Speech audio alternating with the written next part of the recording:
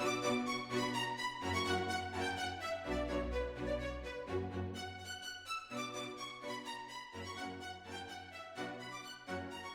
there, welcome back to the show. Today's episode is a special one to me. As you know, this podcast has been a space where we humanize the tenure process in a series of conversations. When I was planning this podcast in fall 2024, my boss at the time, Dr. Niels Romer, the Dean of Arts, Humanities, and Technology, said to me, "That's indeed an interesting project, but since you have never done one before, why don't you look for an undergraduate student as your production manager? Then you can outsource the technical parts and focus on the creative aspects." That's how I started to work with Sebi. Sebi is a senior student in business administration at the Naveen Jindal School of Management. She was one of my students in East Asian Civilization among 50 students in that class. Before the project, my only impression about her was that she made coffee jelly to bring to class to demonstrate Japanese food culture. I advertised the production manager position among all my students close to the end of that semester. Sebi was among the first ones to respond. Besides her responsiveness, she immediately impressed me with her relevant experiences. As a second-year student, she had already produced her own podcast show, a multi-episode series analysis of the dark comedy Netflix original show, BoJack Horseman. When I told her it's my first time creating a multimedia project, and I might not even have all the fundings in place by the time we started, she said, "No worries, I will be happy to do it for free. Please bring me on, and I will not disappoint you." From the earliest planning stage to the most recent episode, Sebi has served as the production manager, a fancy title assistant that I've never had one before. She engaged in all the planning, coordinated recordings, put different soundtracks together, enhanced the sound quality. After recordings, she posted the show in different venues, including the university library. She also designed posters and media write-up to help advertise the show. Besides editing, her most creative contribution is to design the end segment interviews related to each episode. In the span of 18 months, between fall 2024 to spring 2026, she has produced a total of 10 full-length episodes. This has been a learning opportunity and an experiment for both of us. As she prepares to graduate next month, it feels important to pause and reflect, not just on the tenure journey of faculty, but on the journey of a student who has been following all these conversations. What does it mean to listen to faculty talk about ambition and struggles? How does producing a show like this shape one's understanding of higher education and work and life in general? More importantly, relate back to tenure, the theme of this project. What do learning and teaching mean? When so much information can be accessed immediately on the internet, how can education still stay relevant? We hear so much from faculty's perspective. From students' perspective, what did they learn from experience compared to being in conventional classroom and when they are trusted with meaningful responsibilities? Today, let's turn the microphone toward Sabi and let's bring this special person to the front stage. Hi, I'm Sebi, the editor of this podcast and a student assistant to Dr. Lee on this project.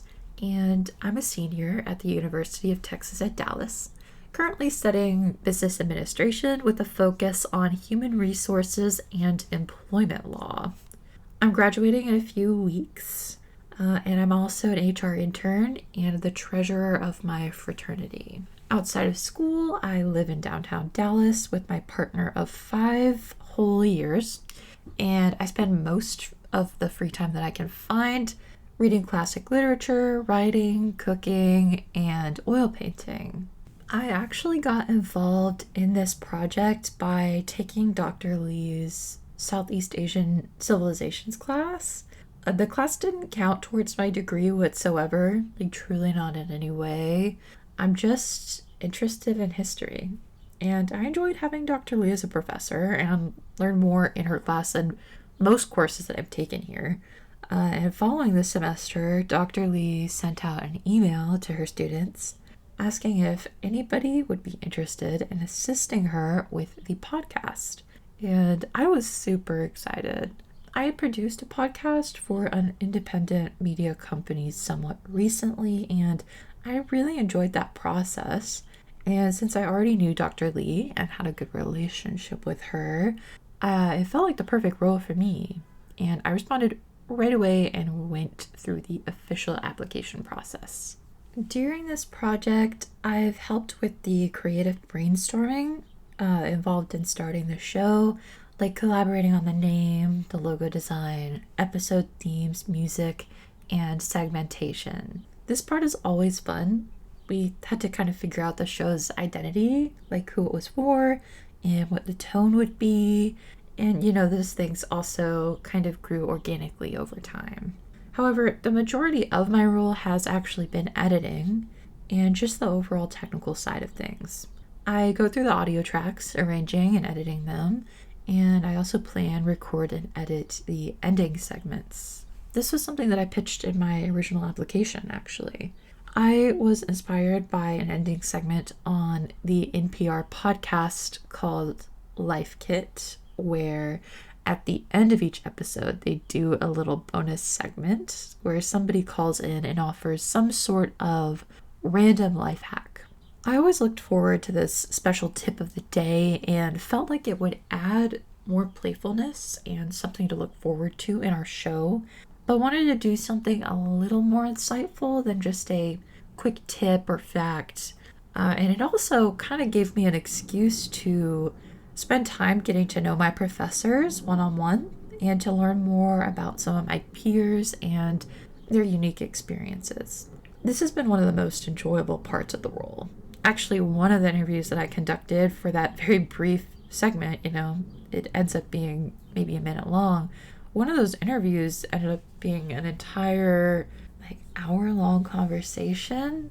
But whenever I think about what I remember most or feel most proud of from this show, it would probably be the last episode that we released. Season 2, episode 4.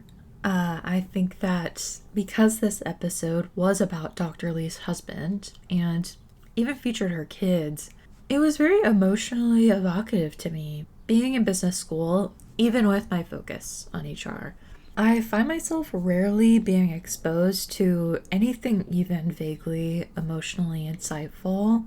And that is not any sort of critique of the school or class quality, but just common sense.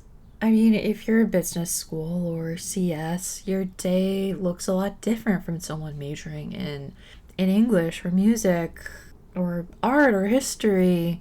And it was really refreshing to be working and to feel some sense of deeper emotion. Editing the end segment featuring Lee's children really made me smile. And I don't know, I don't think that I'm proud of this episode because of the technical quality, but more so because I was able to be part of something that I think was very inspiring and full of heart. And I even told Dr. Lee afterwards that I really enjoyed working on the episode. It was personally inspiring. I grew up in an environment where the biggest expectation anyone had for me was to be a housewife. I broke away from that, wanting desperately to pursue and achieve independence and build a healthy and fulfilling career, but I was not really surrounded by a lot of role models that could demonstrate how strong and independent women could be. And as I get older, I understand myself more and have identified interests in having a family someday, but I've been petrified that I may have to choose between the two: independence and a fulfilling career, or a healthy, loving family of my own. But in my last year at UTD, and through the podcast, and especially through this episode, I am finally seeing that there are a lot of powerful women out there that are able to have both. many of my female professors, I come to find, do have children, and many of them simultaneously have shockingly impressive careers. I mean, one of my current professors has, I believe that she has two boys, and she was an engineer for NASA. And, of course, there's Dr. Lee, who has a successful career in something that she's so passionate about, and is married to someone as busy as a doctor, and has still managed to find so much love. And if college is good for anything, maybe it's that it allows women to see and interact with the sort of women they aspire to be, and that maybe they don't have to look up to in their regular life. I think that this show has really helped me understand how much my professors are working also. I mean, I feel like I got to see a lot of the details and just learn about so many challenges that faculty have to push through on a day-to-day basis. And the dedication that it takes to work in these roles has become clear to me and deepened my respect for my professors. And I think the personal side of all these interviews has also helped me see them kind of as peers in a way, like less as authority figures and more as people. Kind of like whenever you get older and now you and your parents are both adults and you suddenly feel like you're all living in the same world. However, even with all these insights, I think that one of the most rewarding aspects of this work for me has actually been the technical skills that I've been able to develop. Because it's very difficult to find time in school to work on anything personal. I mean, my personal interests and hobbies are so distant from what I study that most of the last 4 years I have been unable to work on many personal projects or development in those areas of interest. But this student assistant job has given me one of the most valuable things: time. It's given me time to train and get better and learn, so that whenever I do graduate, I will have all the tools that I need to create my own show, which I've actually been writing for a very long time. I've learned a lot of new things in regard to the editing process and audio quality improvement, and the skills just continue to get better with regular practice. And if not on this project, I probably would have forgotten even how to use Audacity. I'm writing a fictional horror podcast that kind of utilizes the audio medium in a unique way of incorporating tapes and self-recorders and other forms of audio files in addition to the baseline mic recordings. And I'm also going to be creating the score and sound effects, so it's somewhat of a complex audio project. And my goal is to really focus on this after graduation. And I think that because of all the regular practice that I have been able to do during school, because of this project, has ensured that I'm going to be able to jump right into that and get straight to all of the fun stuff. And in addition to helping me with my future personal projects, this role has also influenced my career goals. Was working on this podcast, I was kind of experiencing the crisis that many students relate to of trying to figure out exactly what to pursue in my career. I have many interests, and I kind of specifically majored in business administration to allow myself enough flexibility to pursue whatever I wanted. But the closer I got to graduation, the more pressured I felt to commit to a choice. I wanted to choose something lucrative, and in an afternoon decided that I would pursue a career as a wealth manager. Although this never felt quite right to me, it all made sense on paper. And I struggled to look forward to working this kind of job, and I couldn't place why, but it just sounded like it made so much sense, and I knew that I needed to make a decision. So regardless, I pressed on. and I networked and I applied for finance internships and I tried to follow that path. Now, later, Dr. Lee and I presented our work for the podcast at a research symposium, and I remember just feeling so proud.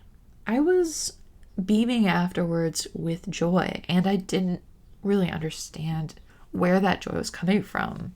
I've done plenty of presentations before, I've worked lots of jobs before, and I had not ever felt anywhere near the same way. And I really thought about that. And, we made something. And zooming out, our work could have nothing but a positive impact on the world around us. Our work directly created something useful and positive and creative and new. And this is whenever I realized that for me to ever be satisfied in my career, I need to be happy with the big picture. The overarching question of what does my work accomplish? What does my work contribute to the world? Who am I helping through the dedication of all of my time, energy, and expertise? As a wealth manager, I would be dedicating my life to making wealthy people wealthier. I just couldn't draw any satisfaction from that. And that was why it felt off. At the end of a long and stressful day, am I going to feel better because at least my work is achieving something that matters to me? No. So I began to soul search and think about what mattered to me most. What do I want the world to look like? And what can I do to bring it closer to that? How do I use my education and time in a meaningful way? I considered this for a while, trying to see what resonated. And through that thought process, I identified my dream job and what I'll be working towards. And this decision has stuck. And, something that I care deeply about are workers' rights. And once I, really discovered this need to accomplish something that matters to me, I changed paths and I began taking a lot of courses in various types of business law and started rigorously studying employment and labor law.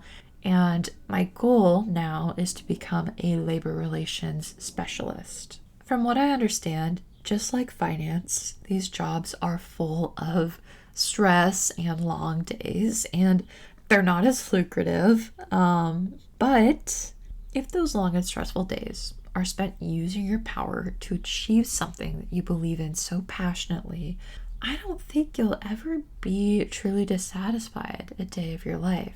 So, to kind of summarize, I would say that I gained a lot from participating in this. And for any faculty who is interested in working with students on their own creative projects, I would greatly encourage that. I don't think that there are enough opportunities out there like this. And I really consider myself lucky. I would just say that if you do try to do that, allow the student freedom to experiment and extend trust towards them. Treat them like an adult with respect. If you don't want students to behave like children, you can't talk to them like they're children. You have to set high expectations and you can't hold back constructive criticism. And if you're a student who's very interested in working with faculty, my biggest piece of advice for you would be to just stay on your A game. Just show up to class prepared to engage, be mentally alert, respect your instructor, read their emails, prepare for exams, turn assignments in on time. These seem like basics, but most students do not do these things. And you never know when an opportunity will present itself. There is truly no way to predict it. All you can do is be ready for when it comes. So make sure that you are respectful and thoughtful in your classes and try to build your skills independently so you have some way to demonstrate them. Now, unfortunately, I am graduating soon and I'll have to leave my position on this project. My only hope for the show moving forward is for it to continue discovering new and compelling stories. And I also hope that the show continues to book incredible guests and is able to just gain more listeners. I know that it is kind of niche, which can be limiting, but marketing has never been my strong suit. And I just hope that more people are able to find it and kind of just gain access to this resource. I still can't believe that school will be over for me soon. I think that what I'm going to miss most about it is kind of the overall rhythm of being in school.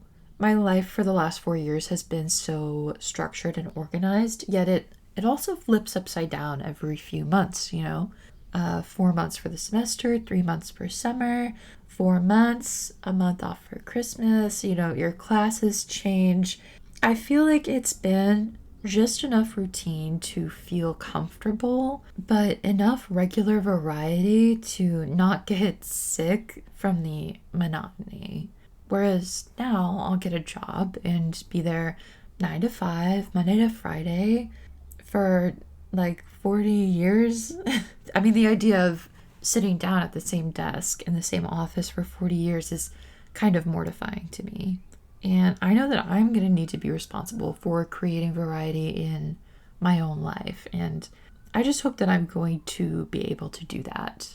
However, I find myself more excited than anything else. I mean, truthfully, I am really looking forward to just reconnecting with myself and finally dictating my own life, to be able to choose what I do with my time. I mean, I've worked a minimum of 2 jobs and gig work my entire time in college, and I've had to do extra classes and summer classes my entire time at UTD in order to graduate on time, and having more free time is just something that I am desperate for and look forward to every day.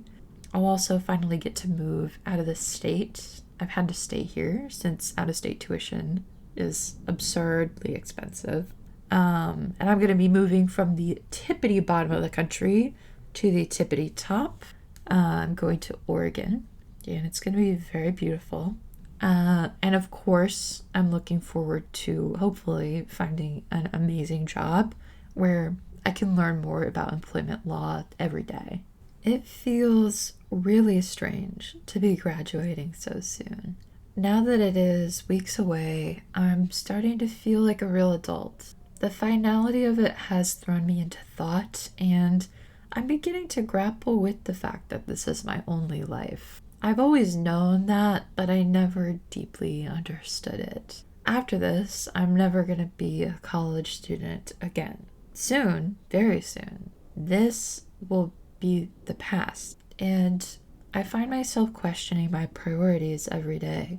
I think that moving forward, after spending so much time worrying about and planning and preparing for the future, I'm gonna worry less about making the most of my time and instead focus on making sure that I enjoy my time.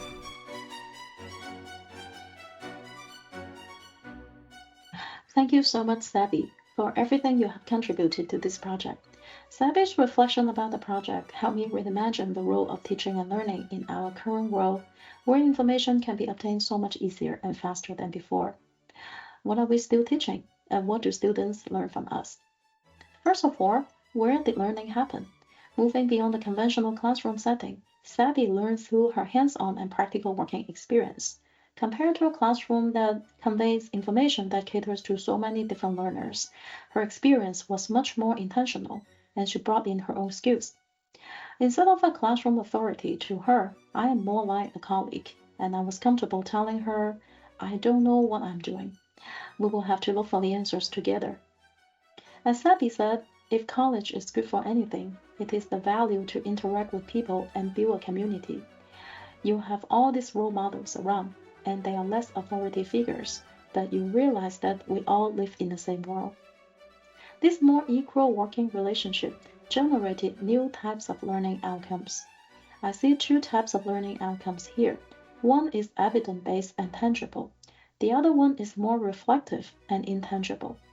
For the tangible outcome, we produce a show. It is evidence-based and measurable. In fall 2025, 1 year into the project, I invited Sebi to present the project alongside with me at the university's research symposium. As she said, she has given numerous presentations in college, but somehow she was thrilled about this one, probably because of the creative aspect and trust. She helped brought something into the world from scratches. For intangible outcomes, this project also provides her an opportunity to practice her skills and room to think about her own career by listening to the meaning of so many career talks in the episodes. To bring it back to tenure, the main theme of this show, teaching is a big part of the job. Moving beyond the job security, how can we continue to find meaning in teaching and continue to stay relevant in students' lives? It is not my first time working with students outside of the classroom setting. I served as research assistant to work on footnotes and bibliographies for my own professors before as graduate student. But the professors are still just sharing what they know, but just not in the classroom. We usually look for career development opportunities about research and pedagogy from professional workshops and conferences. But in this case, I learned from Sebi.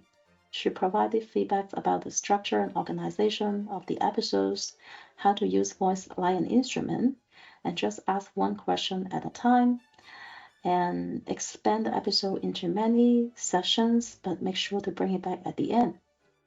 In this case, she was the one who gave me feedback. This experience energized me, especially if we have questions, we look for the answers together. I see possibilities to expand my repertoire beyond what I normally do. In a broader sense, this experience provides the room to think about my existential crisis. What are teaching and learning?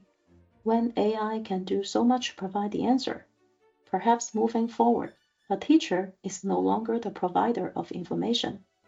Instead, a designer of a set of well-curated experience, a model of learning, and a companion of the learning journey. Be there to motivate the students and help them find the purpose to learn. As I battle AI for the past several semesters, this is one of the rare moments I feel like we don't battle AI, as I am not the gatekeeper to ban AI in the classroom, but we both learn the technology to solve the problems together. This experiential learning model has the potential to bring different talents and expertise and contribute to students' long-term success and reach beyond the academy. It is not just an enrichment, but it may be essential for education to continue to stay relevant in the future. As we approach the graduation season, this week I walked out of the classroom. My students stayed after class, and one of them saw me and said, "Are you gonna get dim sum with us this weekend since we are leaving soon?" And I usually give my seniors books as a gift to send them off. To honor the creative aspect of this project, this episode is my graduation gift to Sebi. We have been working together and creating, so let's work one more time and create something together. For Sebi, you will find your own rhythm, and I hope you continue to learn and grow. Graduation is not even the beginning of the end, but just the end of the beginning. Growing up is scary, but it might be scarier to become someone that being looked up to. I hope to keep the growing mindset and be the type of person that worth being looked up to. To all the graduates in this season, now the world has become a much bigger classroom. Don't stop learning, and your teachers shall be excited to see you all take the center of the stage. Until we meet again.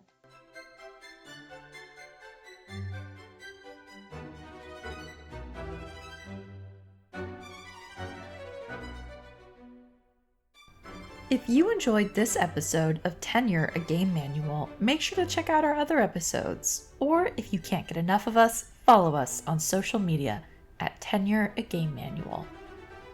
This episode was produced by Sebastian Kendall.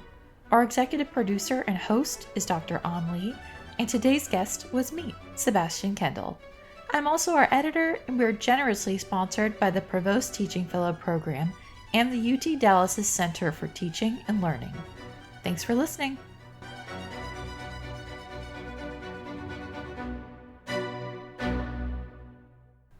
we've now reached our special segment.